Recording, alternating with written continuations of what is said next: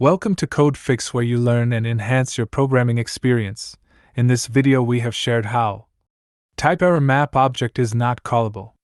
This error occurs when you try to call a map object as a function.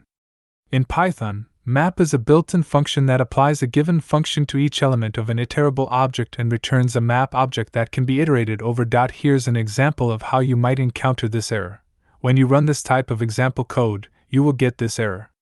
In this example, map returns a map object that contains the squared values of the numbers list. However, when you try to call squared as a function by passing the argument 3, you get the type error because map objects are not callable. To fix this error, you should iterate over the map object to get its values or convert it to a list using the list function. Now let's run this example code. Here is the output you will get.